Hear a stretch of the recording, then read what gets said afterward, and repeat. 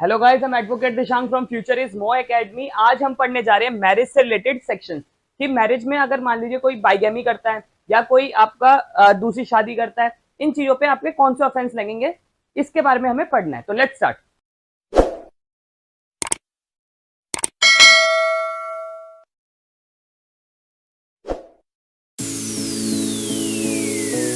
तो पहला सेक्शन है आपका 493। 493 बात करता है कोई भी आपका कोहिबिट करता है, ठीक है, आपका डिसीटफुल यानी कि धोखा देके। जैसे मान लीजिए कोई एक हिंदू लड़की है, ठीक है, हिंदू लड़की के साथ कोई आदमी आता है और वो अपने आप को हिंदू इंट्रोड्यूस करवाता है, पर वो होता मुस्लिम है, ठीक है। अब वो हिंदू लड़की थी और वो अपने आप को हिंदू मुस्लिम आदमी अपने आप को हिंदू बोल के शादी करता है किसी हिंदू लड़की से, ठीक है। तो यहाँ पर उसने क्या करा, उस लड़की के साथ जो कोइबिट करा, इंटरकोर्स करा, वो ये कह के करा और मैरिज करके करेगा कि मैं एक हिंदू हूँ, ठीक है। जैसे कि मान लीजिए ए जो है वो एक हिंदू लड़की है, ठीक है, और बी जो है वो आपका एक एक्चुअली में वो मुस्लिम है, बट वो अपने आप को इंट्रोड्यूस करता है हिंदू बॉय, ठीक है, और वो उससे शादी कर लेता है और इसके साथ शादी करके इसके साथ इंटरकोर्स कर लेता है। तो ये चीज उसने क्या करी है, यहाँ पर उस लड़के ने आपका 493 का ऑफेंस करा है। जैसे क्या कह रहा है, एवरी मैन, ये सबसे पहली बात तो ये सिर्फ आदमी पे ही होगा, इसके लिए आपका एक्यूज कौन होगा, एक मैन होगा। Every man who by deceit caused by any woman, किसी एक वुमन के साथ, not lawfully authority man had she is lawfully married with him sexual intercourse, यानी कि उसके साथ सेक्सुअल इंटरकोर्स कर लेता है, ठीक है, with him with the believe that will be punishable. तो उस पर कौन सा ऑफेंस लगेगा, आपका 10 साल। यानी कि 493 ये कहता है कि अगर कोई भी अपने आप की आइडेंटिटी छुपाकर या अपने आप को कोई किसी लड़की से धोखा देके उसके साथ सेक्सुअली इंटरकोर्स कर लेता है शादी का बहाना देके, तो उस पर 493 का ऑफेंस लगता है। अब बात करते हैं हम आपका 494 की। 494 ये कहता है कि मैरिंग अगेन, जैसे कि मान लीजिए ए जो है, ए पहले से मैरिड है, ए मैरिड वो आदमी है, वो एक लड़की से शादी कर लेता है, ठीक है।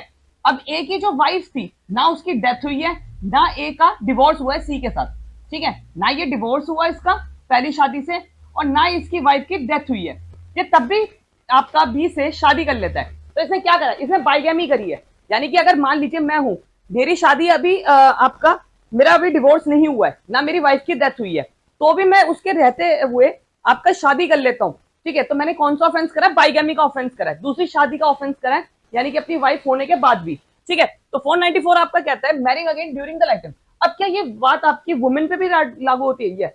जैसे मान लीजिए अगर किसी की वाइफ दूसरी शादी कर लेती है अपने पति के होते हुए भी, ठीक है, और वो उसका जो पति है ना उससे अभी डिवोर्स हुआ है, ना उसका अभी उसका पति अभी मरा है, तो कौन सा ऑफेंस लगेगा उस पर, 494 का ऑफेंस लगेगा, 7 साल तक की सजा है।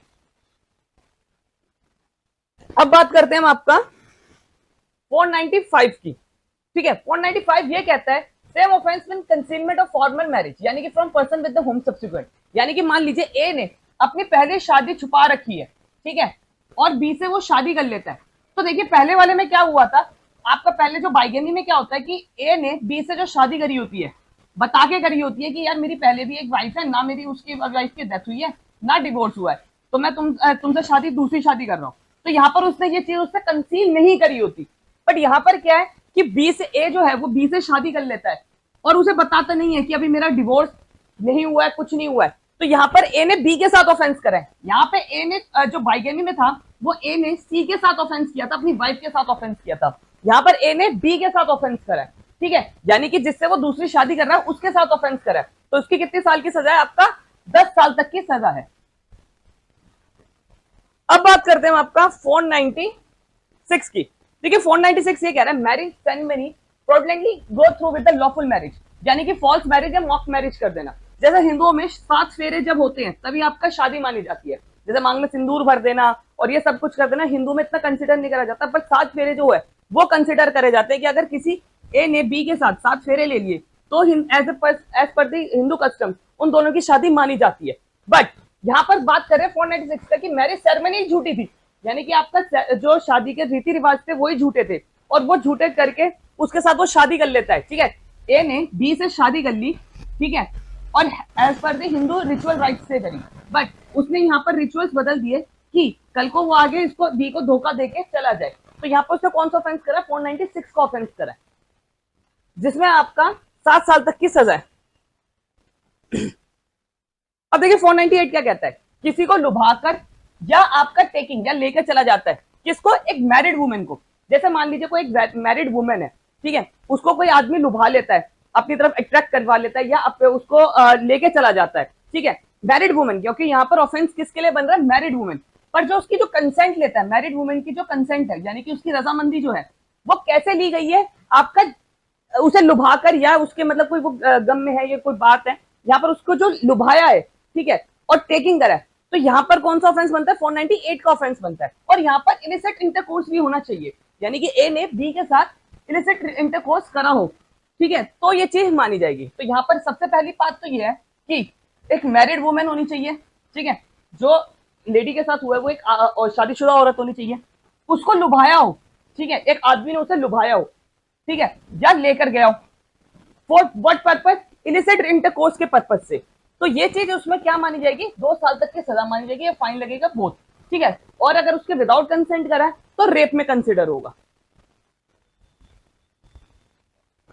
आई होप आपको मेरी वीडियो पसंद आई हो। अगर आपको मेरी वीडियो पसंद आई है तो आप मेरे चैनल को सब्सक्राइब करिए, साथ ही साथ में don't forget to ring the bell icon. और अगर आपको हमारी वीडियो के पीडीएफ में चाहिए तो आप हमें फॉलो कर सकते हैं इंस्टाग्राम, टेलीग्राम और फेसबुक पे। Thank you so much.